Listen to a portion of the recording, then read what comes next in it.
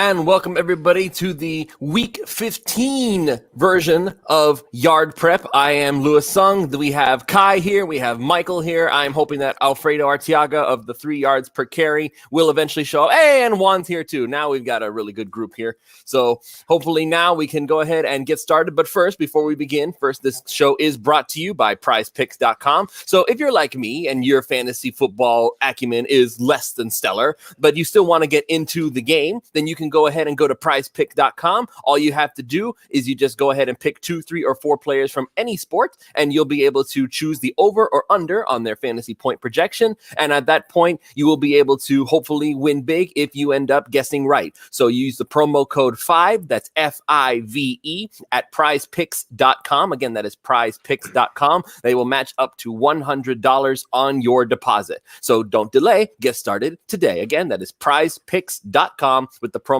code FIVE. So, gentlemen, we have some interesting news that we need to discuss here. The injury report for the Miami Dolphins, we were watching it like a hawk all week long. We had initial news, and Cameron Wolfe of ESPN, he was one of the guys saying that, oh, things look good. Things look actually better than we thought. And now we find out that on the inactive list, we have the following: Devontae Parker, inactive; Jakeem Grant, inactive; Mike Gesicki, inactive; Eric Flowers, inactive. So that leaves for the Miami Dolphins wide receiving core, we have Lynn Bowden, who did a pretty good job the last week, which this is a good thing. We have Antonio Callaway, who hasn't done much of anything, honestly, since he's shown up. He's done enough for Kai. He's done enough for Kai. He's fast. We can give him that, but he's got to do things. Please do things, please, Mr. Callaway. He's got to get on the field. He hasn't even gone on the field. Come on now. Malcolm Perry is there, and I think people are forgetting about him for some reason. I don't know why. And then we have Isaiah Ford, who has been brought back from the New England Patriots after they went ahead and they released him. So that's a little easy thing there. Maybe he can give us some insight on the new wrinkles that the defense has done for the New England Patriots. So that's basically the best thing we can hope for at this point. It's not going to be pretty as far as the names are concerned.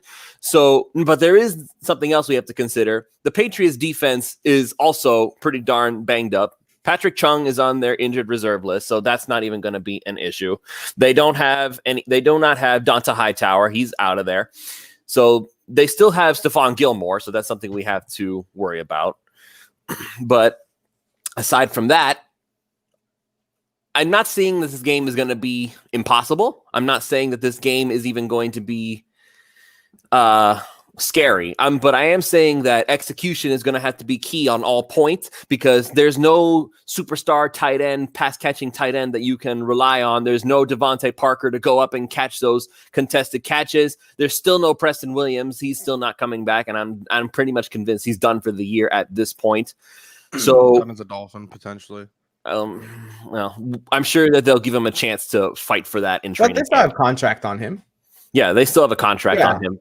If he's done with the team, it's not going to be in the offseason. They're going to let him compete to see what they can. There's a lot of players that the Dolphins can have compete, which is going to be a very, very fun. Well, this is a good game for that too, right? Like, this is a good game to see all these young receivers and see how they do against a secondary that is going to play well. Right, this isn't a cupcake game for them. They're going to have to get off of the presses from Gilmore and the rest of that secondary. I think it's a good time to see what they've got. And now we have Alfredo Arteaga joining. And by the way, Mr. Alfredo, thank you for the 3 yards per carry mugs. Kai, show that off just for a second here. That was awesome of you. Thank you very much. I got one right here. All right. I will pick mine up on Thursday. Is that Manny saying that he wants a cup too? Yes. Might have been. That's weird, right? Because some of you are not as close as Kai. So, yeah. Oh, mine is I think already at my parents' house. I haven't been there yet. I live 4 hours away. Evidently, I live like right next door to Alfredo, so that's we live literally like 2 minutes away. Well, when he gave me the address, I looked it up and I was like, wow. Wait a minute, why am I going to ship this to him when I could just drive over there? You know what I mean? So I literally got in my car, and 2 minutes later, I was at his door and I dropped it off. There you go. So at any rate. So we're talking about the inactive list for the Miami Dolphins. It is a lengthy one.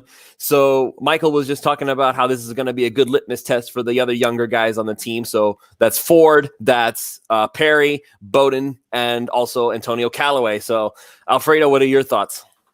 Well, we've been talking about it, right? We've been talking about it for maybe 2 years, that Tua Tagovailoa makes players better, or players around him better, right? And the evidence so far this year has been that hasn't really mattered who he's had in or out. He can make plays when need be, and he's the type of guy that will rise to the occasion, and it really won't be his fault that you lose a game. So I think for one game, it's fine. It's right back to that it's an old basketball adage, which is the Ewing theory, that for one game, guys can step up and you could actually look even better than you did before with Gesicki and Parker and Preston Williams and with your full complement.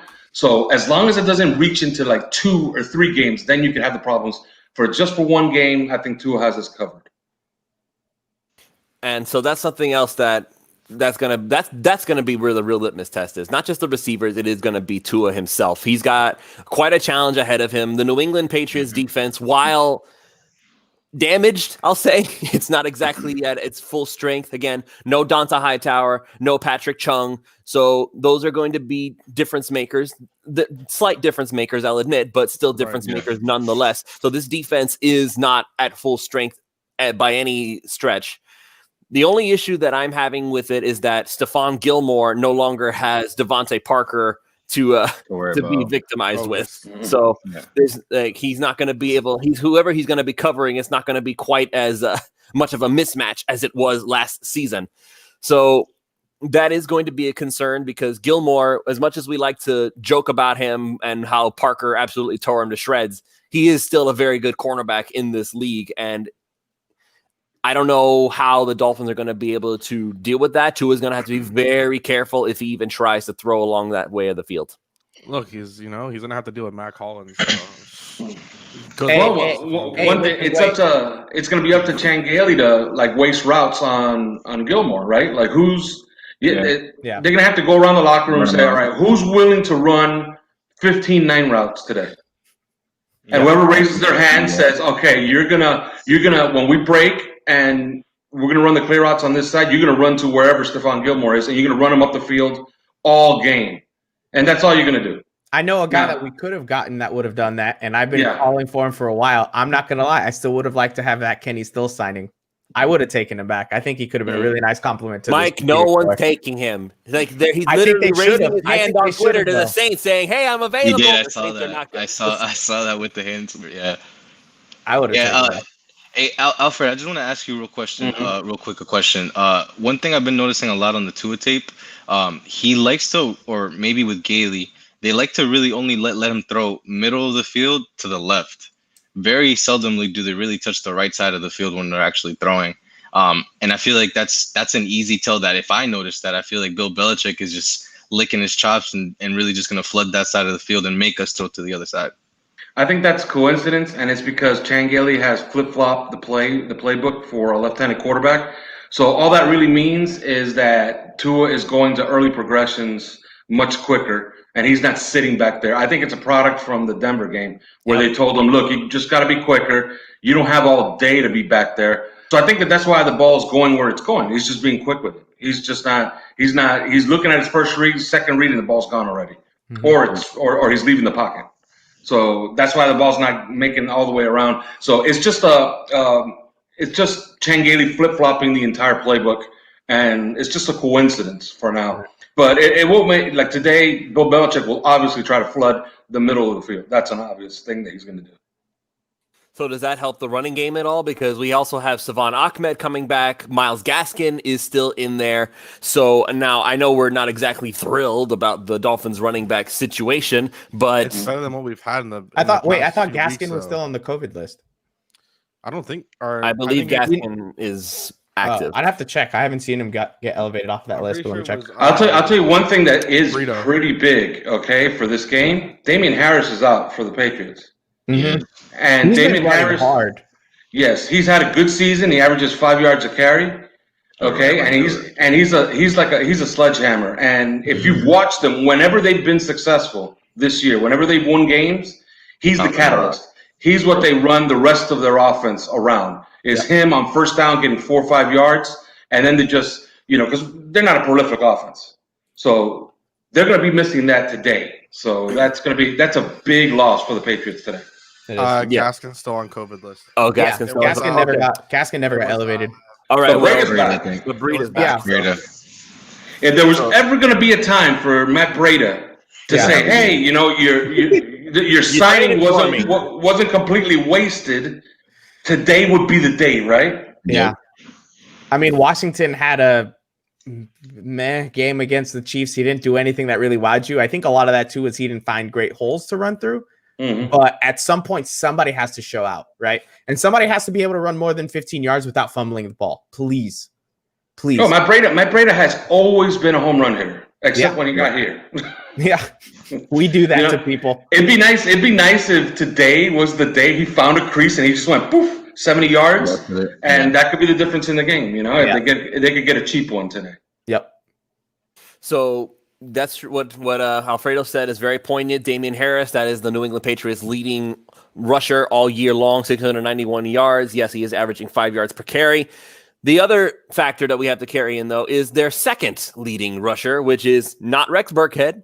It's not Sony Michel. It's not James White. It's not even J.J. Taylor. It's their quarterback, Cam Newton, who absolutely tore the Dolphins defense to shreds the first time they met up in, I believe it was it is a different defense, yes, but it is a way different defense, I admit.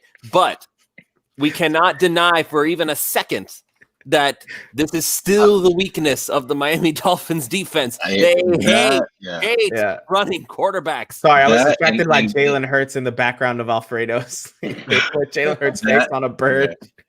I'm gonna have to add to that too. That for sure Cam's gonna come in motivated because last time we see Cam against the Dolphins, at the end of the game he was getting his chain snatched. So I'm thinking Cam's really gonna come out here. He's gonna come out here with a force, and he's gonna want to prove a point. Yeah, listen. I was gonna tell you guys this. We talked about this like before we got on. Cam is a good runner, right? When he wants to run, he can, and he's a strong guy. He's hard to bring down. He torched us the first time we played. Yes, we're a different defense, but to me, when I saw the injury report come out, what I thought was most crucial was that none of our big defensive guys were on there, right? Van Noy is back. Roberts is back. Bobby McCain is back. And that makes me feel a lot better because I thought that was more important than Tua having Parker and Gesicki. Yes, Parker and Gesicki are very important and they help the offense play better. But if we can hold Cam Newton's running, there's nothing this Patriots offense can do on us. I don't see them scoring more than 7 points if we're playing the way we can and should play. So with all those guys healthy, I think they can even probably break off a score, whether that's off a fumble recovery for a touchdown or a pick six. I'm relying on the defense this week as I have every other week. It was more important for me to see those guys healthy. So the injury report was a bummer to see those guys out, but the fact that Van Noy, Roberts, and McCain are back made me more happy than sad. And if I'm not mistaken, tell me if I'm wrong, but Byron Jones was not available for that Patriots game, correct? He did. He went out. He went out in the Bills game. He was there for the whole. Okay, he was there for that one. All right. Yeah, Xavier Howard was the one that was limited for that game. Right. Okay. Back from injury. Well, and Cam didn't have a prolific passing game, but he got what he wanted in that game. He was 15 for 19 for 140. That doesn't blow anyone away, but the fact that there was not many incompletions and he was getting the passes that he was going for, you could tell the defense wasn't ready yet. We weren't where we are now. Look, I think we should have seen that coming. I think we should have seen week one coming from months away. There was this documentary that they did on the Patriots, and I know you guys love watching Patriot documentaries, but they had one that was called "Do Your Job," and on the screen it flashes April something, and it's like 2 days after the draft, right? And they show Bill Belichick in his office drawing up the game plan for week one, which is 5 months away. Yep. Okay? They had months to prepare for us, and we had no idea what was coming. And that one, you just got to chalk it up to Bill Belichick. Bill Belichick had a great game plan, 3 interceptions, and it was a wrap. Yep. So, I think that, we should have seen week 1 coming. I think Brian Flores has put all of these weeks in his pocket, and he has something for him today. And we were a more talented team than them in week 1, in my opinion. And I think we're still a more talented team than them now. Week 1 is purely what you're saying. It was just the coaching and the fact that their players were more veteran and ready to go, right? They weren't getting a new system. It was, at least defensively, they knew what they had to do. The Dolphins were just disadvantaged with that week. Yeah, I don't think it's crazy to think that if they had played 4 preseason games and Brian Flores had tape of, okay, this is what they want to do with Cam Newton. Yep. Okay, we can get ready for week 1, and maybe it's a different outcome. Yeah, and also just to add to Alfredo, you mentioned it too, the 3 interceptions. If all goes as it should, Tua is not throwing 3 interceptions, at least as of now. So I don't think we're going to see that this game. And some of those interceptions in that week, like that Fitzpatrick made, were just stupid throws. like they were just. I don't think easy way to say it. Yeah, like they were just stupid. I feel like it's just like it was the Ryan. You know how we would talk about like the Ryan Fitzpatrick, like the Ryan Fitzpatrick show, just with all within a few plays. It's like that game was the Ryan Fitzpatrick show. It was like, here's some ups, here's a lot of downs. I don't even know if there was many ups in that game. Like, very minute, like, but it's like that's what it was. I think that like just defensively, offensively, the team is just. I mean, well, I guess offensively, the team is a little bit different. You wouldn't say as much different, I guess, but Tua at the helm and more ball security there from the quarterback point of view. Remember, those ones that don't count.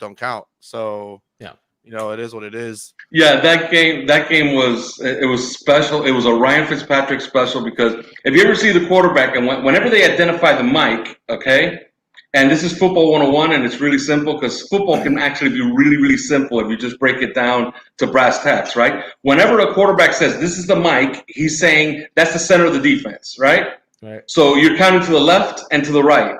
You're counting defenders to the left of the mic and defenders to the right of the mic. If you have more receivers or you have equal receivers to their defenders, that's where you're going to go with the football. If you have less, you're not going to go there, right? There was throws where Ryan Fitzpatrick was back there looking through his progressions and saying, all right, I'm going to throw to the side where I have 2 receivers against 6 DBs. And what would happen? Of course, there's a guy standing underneath and it's intercepted. You know what I mean? Or it's tipped and J.C. Jackson gets it. It was a Ryan Fitzpatrick special where it happens every once. I say once every 6 games, Ryan Fitzpatrick forgets how to play football, and he just decided I'm going to start the season not knowing how to play football. Yeah. So this is the other thing we have to take into account. So no Eric Flowers, which means that more than likely Solomon Kinley's going to play left guard again. Jesse Davis at right guard. That leaves Robert Hunt at right tackle. Now, I know that the Patriots are not exactly known for their elite pass rushers, but they do have Chase Winovich on one side. They also have Dietrich Wise Jr. on the other side. They're not slouches, so are there any concerns with what the Dolphins are going to face as far as pressure is concerned? Because if what they do is similar to what Brian Flores and Josh Boyer are doing, then Tua might be facing a lot of guys in his face in this game. So is that going to be a concern, you think? I would say I'm worried about the stunts from the defensive line, just because we've seen this offensive line have problems with that in the past, where they stunt a couple guys on the inside and the offensive line kind of freezes up for a second and doesn't really know what's going on, which is kind of surprising to me. I feel like they probably, and I'm sure they're going to be better now because Denver really exposed that. But I'd be curious to see how much pressure Belichick does bring in terms of more than just 3 or 4 guys, just because you guys said it on 3 yards per carry podcast, teams have blitzed to a ton since the Denver game, and he's done nothing but get better against the blitz since then. Mm-hmm. To the point where you don't want to blitz him now because he's going to burn you. He's going to find the open man. So I'm wondering if Belichick is just going to play a little bit more patient, force Tua to sit there longer and hope that those 3 to 4 guys with a couple stunts can cause some pressure that is going to force Tua to make some throws that we don't want him to make.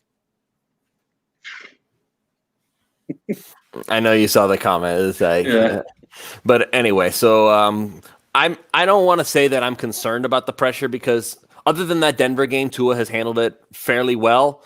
But this is the New England defense, and it's very possible that Belichick will put a new wrinkle on the amoeba that he loves to throw out there so much. The Dolphins have done a pretty good job of executing it with their defense. So I'm sure that Tua has plenty of practice against it, but you just never know when it comes to Bill Belichick. He'll always be like, okay, so he's used to this. Let's throw this at him and see how he does. And it always seems to flop. And I know they've been talking about this all week long whenever the national media gets around to talking to this game is about that Belichick's record against rookie quarterbacks is stellar. Just absolutely wonderful. So this is what we're going to have to deal with, is that Tua is going to have to essentially just make no mistakes. He can't have a Ryan Fitzpatrick game. He's going to have to not mess up, because once the Patriots get above you in that turnover ratio, the game's practically over. That's been their MO for years. So no fumbling, no interceptions. Basically do what the Patriots have done for the past 2 decades, is just do the job right and don't screw it up. That's the key to victory there. Not even throw for 300 yards. Rush for at least 100. No, just keep going forward and don't screw up. That's basically all it boils down. By the way, did I mention how much I hate that Belichick is good against rookie quarterback stat? You and Simon started cursing at each other over it, man. I absolutely. That stat should read, instead of Bill Belichick kills rookie quarterbacks, it should read Bill Belichick beats teams that are 22nd best in the NFL with his best team in the NFL. That's what that stat means. Geno Smith beat him. Mark Sanchez beat him. Okay. Why did they beat him? Because those teams were good. Yep. Who's Mark Sanchez? Exactly. I only know Butt Fumble. Butt Fumble. That's his name. I was wondering who Mark Sanchez was. So that stat is basically Bill Belichick will beat your rookie quarterback coming off of a rebuilding year on your terrible 2-14 team. Yep. That's what that stat is basically. The rookie quarterbacks are always going to be on bad teams, so obviously you're gonna predominantly win your games that you're supposed to. I just think that for me, Bill Belichick, what he does is he does confuse rookie quarterbacks the most. He obviously does beat them because they're on terrible teams. Oh, this won't be easy. I'll tell you right now. If Tua lights them up, like a Christmas tree. I'm gonna start the Rookie of the Year campaign. Okay, that means a lot, because people might think, like, I don't even understand, and I'm sorry to bring it up, but I have to. Like, the beat writers on Thursday night, like the love fest that they had for Justin Herbert, and I just don't really understand what the need for that was. There's nothing to talk about. Remember, they were hammering bro. It's a business. They were hammering the table for Tua. And now, but Tua had just come off his first 300-yard, 3-touchdown game. Is that really the week that you want to bring that up and try to throw in Dolphins fans' face that how wrong we were about Herbert?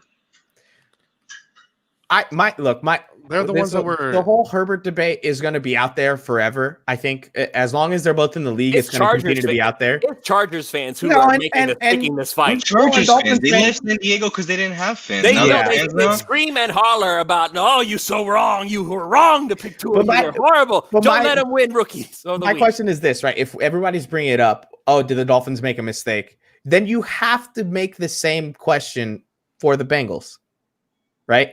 You can't. Well, I don't understand why we're picking and choosing. You have to say Herbert's been playing phenomenally. He's in Rookie of the Year talks, as he should be. Is he better than I thought he was? Yes.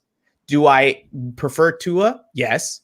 But then if you're going to say, did the Dolphins make a mistake? You have to ask, did the Bengals make a mistake too? Statistically, Herbert's doing much better than Burrow as well, right? Mm-hmm. Like, we can throw all these questions out there. I don't understand why it's always going to have to be singled out with Tua. It's just to get some interest on stuff. It is what it is. Like, I'm not worried about it. Like, it's just, remember, these are the people that are the same people that are, again, and for me too, like, I'm one of the guys that before the draft, and I say it every time, was a Herbert guy, but only due to health for Tua. But it's ridiculous to think that, like, if Tua was completely healthy, that he wouldn't have been. I think that if not for Joe Burrow being for Ohio and having the season he had, Tua would have been the number 1 overall pick. I think there's no doubt about that. Like, literally, if it was any other team besides Cincinnati, I think he goes number 1 if he's healthy. Like, I don't think there should have been a doubt. But it's the same people that were clamoring the table for Tua last year who are now backpedaling because they see that Herbert's having a great rookie season. Yeah, and he is. He's having an outstanding rookie season. Yeah. But, like, it's the same people who are riding all year last year, tank for Tua. Why are you winning? Why is this happening? Are the same ones that are upset now. That's why you don't follow the beat reporters. That's why you follow people here at 5 Reasons Sports. Yeah, and I spoke to a league source, and I talked about it on the podcast. Last year, going into the year last year, it was almost a near consensus with NFL GMs that Tua Tagovailoa was the number 1 quarterback prospect going into that year. Okay? Mid-season, before Tua had his injury, it became about 50-50 between Joe Burrow and Tua. So Tua did lose some fans with Joe Burrow's big year, right? Mm-hmm. Justin Herbert was never in that discussion. After he got injured, it was still Tua as the QB2 in most circles around the NFL. Only 5 teams took him off their boards. 5. There's 32 teams. Well, thank you to those 5 teams that took Tua off the board and allowed him to fall to Miami. So there's that. Facts. So let's go ahead and wrap this up. Let's do our picks. So I'm going to start with you today. Kai, what is your pick for the win, and what do you need to see most from the Dolphins if they want to win? I'm going to go 24-10 Dolphins, and what do I want to see most? I just want, this is going to sound really mean because I was saying it, I want to see the absolute very end of Cam Newton. That's what I want to see. Well, clarify what you mean by that. Like, I want this to be the last time that the Patriots start Cam Newton, just because a lot of Patriots fans were really annoying about that throughout the beginning of the year and then off season, stuff like that. But I just want, in all realness, it does relate to Cam. You can't let him do the same thing he did. So you want to see Cam get benched next week? Yes. Can't let the end of Cam Newton. For the Dolphins specifically. You can't. How the hell is Ohio State number 3? Okay, anyways, you can't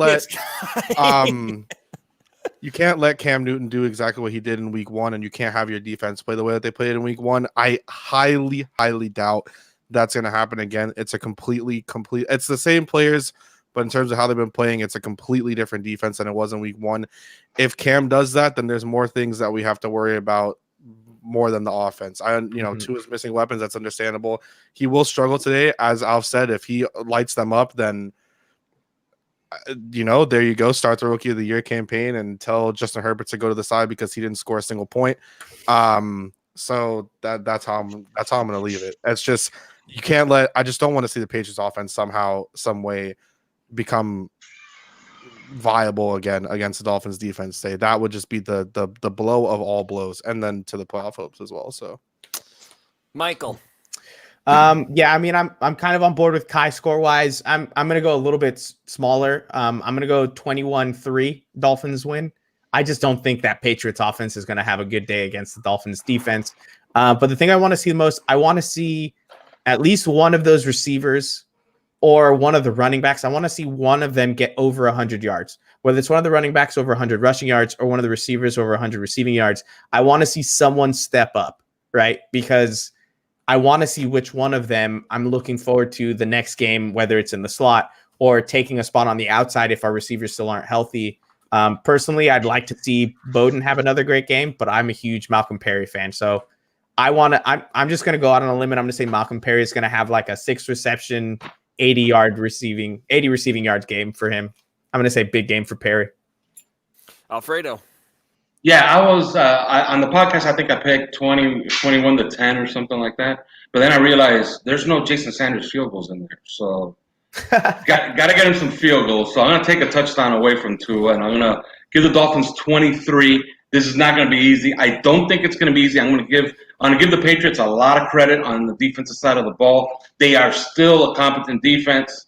Yeah. So I say that they limit Tua enough to keep it close. But then it's just our defense is too much for their offense.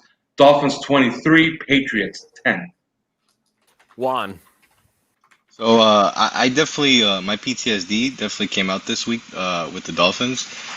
These are usually games where I feel like they would be a letdown for us. Yeah. But this season just definitely feels different with Flores and the way he has our guys playing. I definitely see us having a good game offensively, regardless of our weapons missing.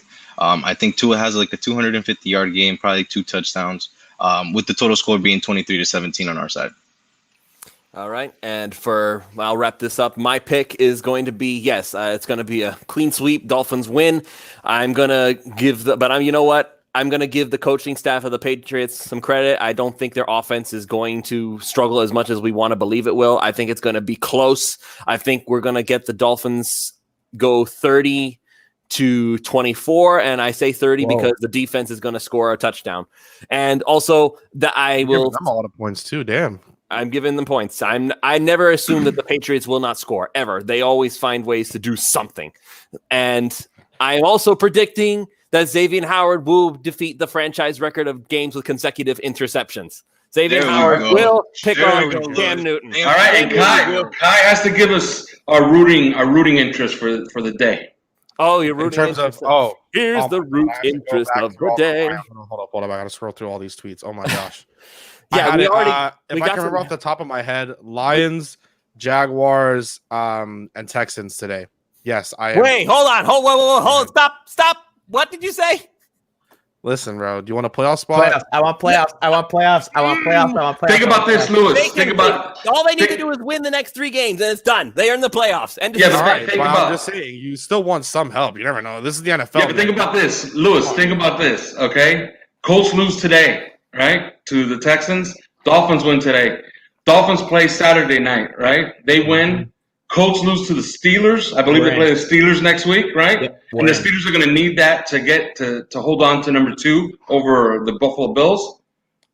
You know the Dolphins clinch, right? They could sit everybody against Buffalo, be healthy for the playoffs. Yeah, Buffalo's probably going to sit everybody too. Yeah. Come on, Lewis. You don't like to see some fun? Do you want Devonta Smith and Najee Harris?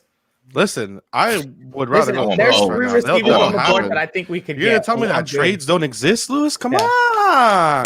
Who is making it happen with Lynn Bowden? As long as I get one of those top 3 receivers, you guys know me already. I am greedy. I want to have my cake and eat it too. Damn right. Look, the main thing. Look, you can let's say that the Texans lose, right, which is completely possible, and somehow, some way, the Jacksonville Jaguars pull off an upset. Then you can still root for the Texans to lose and be fine, and all the Dolphins have to do is win next week, and you're golden still anyway. So thank you. Thank you for the alternative solution that does not ruin the Dolphins draft pick. Okay, but the Jaguars aren't going to win, so any given Sunday, Kai. But the Jacksonville Jaguars are a different story. But yeah, let's. All right, we can wrap up with just Lamar's going to go to the bathroom again. That's how the Jaguars are going to win. Okay. All right. So thank you all so much for joining us for the Yard Prep Show. We will be doing our during game streaming. I know that Kai will be there. I believe Juan will be there. Alfredo, you going to join us today, man? I don't know. Probably not. How about post game? I always see you floating around in the comments section. You need to come into the show. I'll be in the post game. Okay, there we go. Got a confirmation on Alfredo for post game. So. All right, guys. Thanks once again. Thank you all so much for joining us. There's still time to go on to prizepicks.com and choose your 2, 3, or 4 players. Plenty of guys to choose from today on this week of football. So use the promo code 5, that's FIVE, and you can get up to $100 on your deposit matched. All right. So once again, prizepicks.com, promo code 5, FIVE. Go win y'all some money. And we will see you all next time for during game stream. So that's in about half an hour. And then we have post game right after that.